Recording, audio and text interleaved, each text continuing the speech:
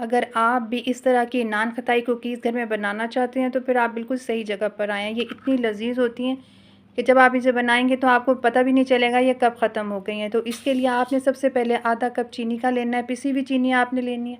आधा कप इसमें melted butter जाएगा, आधा चम्मच इसमें बेकिंग पाउडर, 1 चुटकी नमक जाएगा। इसको अच्छी तरह से मिक्स कर लेंगे। फिर 1 कप इसमें मैदा डालेंगे और इसको भी अच्छी तरह से मिक्स कर लेंगे।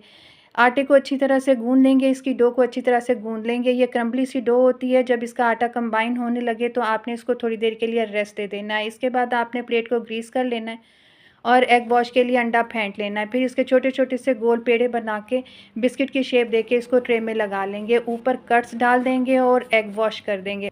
फिर प्री हीटेड ओवन में 180 डिग्री के ऊपर 20 से 25 मिनट तक इनको बेक कर लेंगे। मज़ेदार सी नान खताई कुकीज़ तैयार हैं। कंप्लीट वीडियो मेरे चैनल पे जाके आप देख सकते हैं।